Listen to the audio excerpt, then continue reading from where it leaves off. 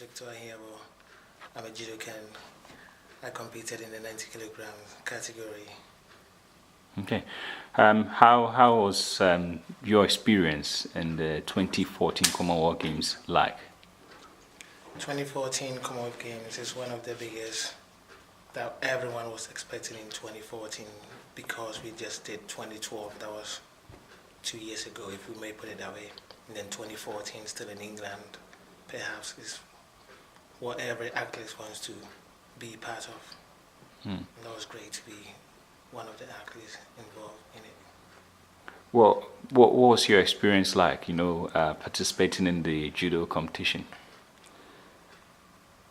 In terms of football with judo, we know football is bigger than judo, but the atmosphere in the hall, the support, the fans, the kids that will be screaming your name, chanting whichever country you're from, they makes it so exciting and special for you to compete in any other flag that you want to compete with.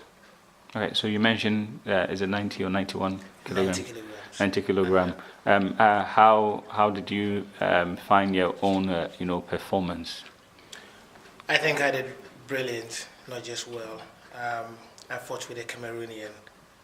He's on a sponsorship in Paris, which they've got full-time sportsmen. Myself, we trained together. We know what was coming. We know when we got a draw, we knew it's going to be a tactical game, and that is what we chose to do.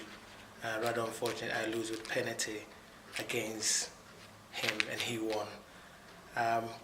It was really disappointed for me because I know I can do better than that. But as judges or the referee decided who wins it, that is their game plan. So I was happy to be part of it, but I wasn't really happy losing with a penalty point. So what did you learn from your defeat? It's really difficult. I'm supposed to be in Russia this month, but I'm not going to Russia because I want to go back to the drawing board and then structure my own plans and see what I would do maybe in Japan in November or October. That is what I want to do now. All right, so Victor, you've been in the national team for such a long time. Can you try, compare your experience this time around to previous experiences in other games? I mean, starting first with the pre-games camp in South Asia. I think 2014, the Ghana team have done really unbelievable jobs, really. I cannot remember when they have got so many athletes in Commonwealth Games. And I cannot recall when they put lots of programs together. And when we were in South Asia, you can see we were eating our traditional food that everyone was really excited. I know some of the players were saying, no, it's enough now, we have to go to the village on time and get ready. And when we came here, we couldn't even enjoy the food because we missed our own food. And that is one of the things that was keeping the camp buzzing. You talk about the camp buzzing.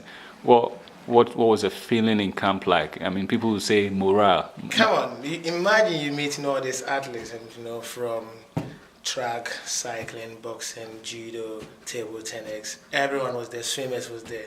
It's not going to be only 7 or 8 players in judo. You've got lots of friends that you can make up with and talk about different things with different experiences that will help you calm down and just enjoy your 2014 Commonwealth Games, really. Okay, and you talk about the food. How was it like?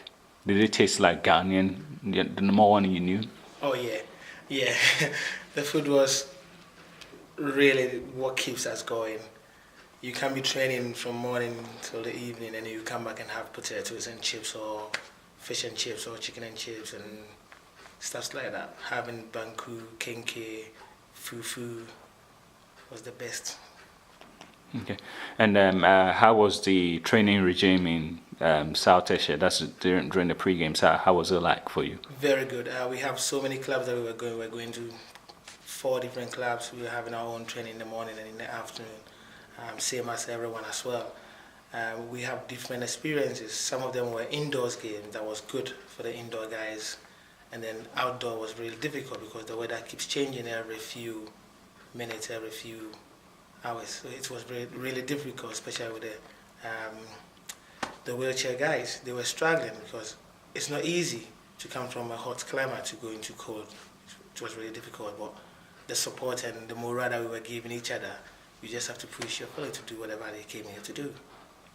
Well, you are in the British Army, and when you arrive in camp, I could always hear that comment about Victor being this easygoing guy, around everybody. What really accounts for, your attitude towards other, athletes? I think being part of the British Army, discipline is always number one key. You being whoever you think you can be, you have to be really disciplined. And back home, I've got my godfather that always take care of me. He's Pastor Alex Budulabi. He's always telling me, do not do that, do not do this. That man have really helped me to grow up in a good family, a good society, and I have to keep it up. Being in the army is another boss that pushes you to be careful, respect others, as the Bible says, and it's the same as the job you have to. It's the same as every organization. If you don't have discipline, I don't think you will last in any organization. And it means, also establishing this sort of, I don't know even how to put it, but everybody sees Victor and they start smiling, or they make a very funny comment. I can't really say much about making people laugh. Maybe, perhaps I might be a joker. Maybe I'm not sure about that. Well, I think that is what you have to do to keep people around you happy. Even if they are down, you can make them smile, and then you put every problem that they've got around them into a different places. Make them happy. Make them happy. That is always it.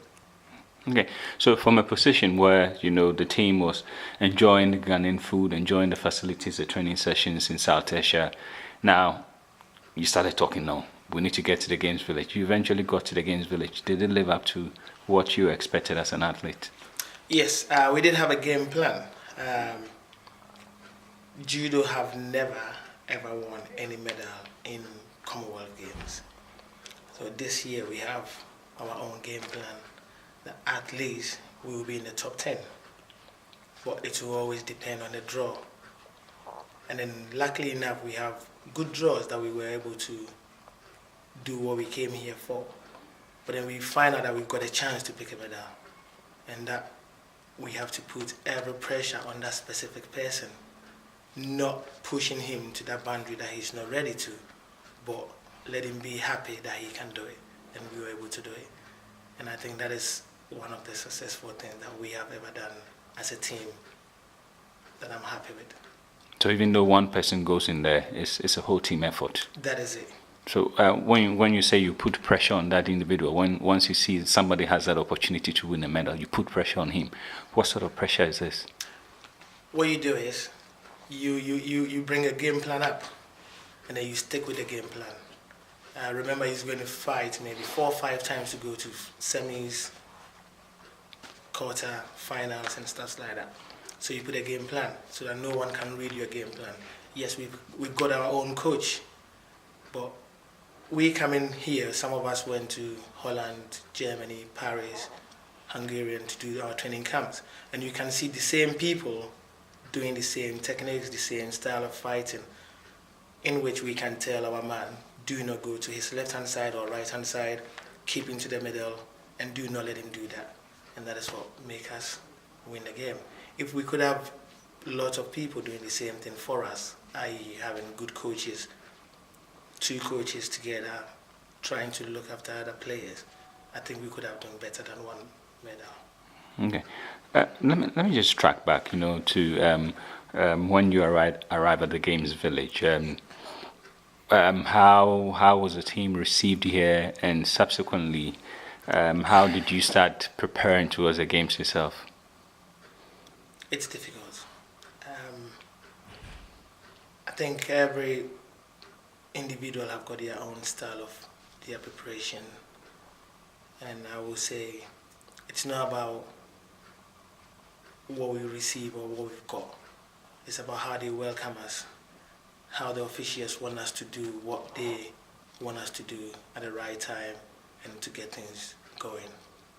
And that is what made us proud to be part of the Ghana national team and be happy always in camp and move around like, yes, we are Ghanaians and we are proud to be representing our own country. Were you satisfied with the kits that you got? I mean, you have one on you now. Let's go, Ghana. I love it. It is not easy for you to cater for 100 plus men, and they've done brilliant. If I've got that job, I don't know what I would change. I'm happy. Okay. Well, again, what was the relation? What was the dynamic between officials and athletes throughout your period? With the Ghana team, pre-games and even during the games itself. No, I think the officials have done marvelous. Look, they know this is sport. One will lose and one will win. And even if you lost a game, you still come back to them and they still not just pampering you, but trying to let you know, do not give up. It's a difficult sport that you can just go and pick someone to come and participate in any situation. You have to prepare the person within 4 to 5 years for a single game. So imagine if you think you've got someone around and you can just kick someone out and bring someone in. It's really difficult. It's not going to work. And I like how everybody thinks that is the right thing to do. Keep the same players and train them within 2 to 3 years, and that person will be one of the greatest. That is what they're doing, and I'm happy with what they do. Okay, so, we're trying to look forward, after the Commonwealth Games. What next for you and what next for judo? With myself, I always do every month one competition. Every month I'll go to Paris, I'll go to Russia, I'll go to Germany, I'll go to Japan, I'll go to Korea, I'll go to Mauritius. Every month I'm on the move. I think what they have to do, or what they might do, is if they can send players at least every 3 months one international competition, that will boost the athletes to be on his peak, because he or she cannot be going, let's say, 12 months one competition, which different countries are just going 2 weeks, 2 weeks, 2 weeks. We cannot be expecting to get more results in that way, where we can put it every 3 months. We send someone out to go and do something and come back home, and then within a year that person will be successful. Okay, so it's all about investing in the program. Investing, that is it. Exactly. Part of it is also motivation. So, for instance, when you are at the games and Ghanaians do hear that per diem has not been paid, they get worried. Again, from your own perspective, were you given what you were due at the games? Yes, we did have every single penny that we were supposed to take from the accountants, whoever. The minister came around and promised, and he delivered. That is all I can say. Again, from the pre-games, I remember the very last day you were about leaving South Asia. There was this open forum where athletes were allowed to ask questions. Was it satisfactory to you? I think that was the best thing for them to do, so they can know our feeling. We are the players, they are the officials. We tell them what we want, they tell us what they've got for us, and that was good. And they do understand our point of view, and they did everything that they were supposed to do, and we were expecting. As well as we get to the game village, everyone got paid. Every single person got paid. Some of them got paid before they even compete. That tells you they're not here to take people stuffs away from them. Okay. I mean, you were based in the UK. In the lead up to the games, did you incur expenses? How was this? Have you been able to get your money back? I have get every single penny, and I wasn't expecting them to pay me. I wasn't, but I was surprised that when I went to the office and I gave them my receipt, they just went, "Yep, this is your money." I was surprised. Okay, so let me just get a little bit personal before we end this all. How did you get into judo? Wow. I started judo at the age of 8. It has helped me a lot. As I said, my godfather was there. had his own company. Um, you know, I have it not easy, but which was brilliant. So I love judo. Judo is one of the. I wasn't doing judo as a self-defense. I was doing it as a sport, as something that would keep me fit. Having thought I'll be going somewhere in the evening to train and come back in the night. And that is why I love judo. I might change sports, but I'm not sure yet. And what has been your achievements in so far in judo?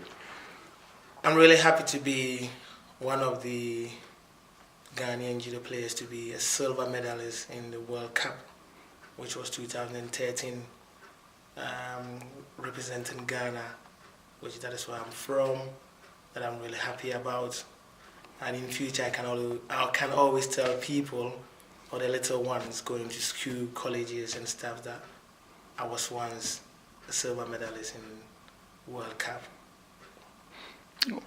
A lot of things have been said about Ghana and competing for Ghana. Complaints from athletes, complaints from officials. In your own right, is it worth competing for Ghana? Yes, it is. We should be careful what we say when things is not going the right way. And I believe we should know when to say it. I'll put a country like Jamaica, Nigeria. Look at Nigeria, they came to this Commonwealth Games with their top stars. They live in America. They couldn't decide to stick with the American national team. They went back home to compete for their country. It's not going to be a Nigerian who lives in America came and compete for his or her country. It's going to be Nigerians got 7 gold, 4 bronze, but they don't know where those people came from. In Ghana, we can keep our players to that standard. That is what in future we also be having. Ghana took 7 medals, blah blah. That is what we need. But if we go to abroad and we said, yeah, Ghana is not a country for me to represent anymore because we're struggling, then who is coming back to play the game for us? Then we cannot let the young ones grow up and enjoy the games because the game will not be there again. Then sorry to say, everyone will be going to football or athletics or something different. And imagine, we've got good runners that are playing football now because they think that is where they can have more money from. But if you can keep them because they can run and pick the ball up and give a good pass for their friends to score, it means they can run and change a button. They can run triple jump, they can run long jump. So why are we letting our athletes go? If it's because of funding, why don't they get that system put right and then people will stay in their country and do the right thing for the country? And we keep complaining, Ghana is not a place to be. No, it is the place to be. I've been in England so many years now. I work in England. But I love going back to Ghana. I love competing for Ghana. It's not that you cannot compete for England. You can compete for England. You get more stuff that you want from England. What is it what you want to do? Think about it. Okay. Victor, thank you very much for this interview. Is there any more thing you want to say before we wrap this up? What I would like to put across is people should be really careful what they say, especially when we have big games going on. And if we've got problems in camps or in the village or anywhere, they shouldn't be saying things that are not necessary. It might be necessary for them because that is their opinion. We're not stopping them, but they have to remember that it's a period of time that we're competing. Anything that they put on the internet, on the radio station, on the television, the next day is going to distract the other athletes going to perform. So for instance, I heard about this wash and wear issue. We wasn't here thinking about stuff like that. But if you're preparing yourself for a big tournament, and then you go and then your friends keep calling you from Ghana, from America, from everywhere in the world saying, oh, we've heard you guys are not being catered well, and then you're having wash and wear issues. That player is not going to think about his competition again. He's going to be a rumor now. Have you heard that we're having wash and wear issues here? And then all his game plan is just going to be out of the window. So Ghanaians, please, please, please, when you want to support us at the right way. After the games, they can come back and hammer us anyhow they want, but not when the game is going on. That is all I can ask people to help us with. Thank you, Victor. Thanks a lot.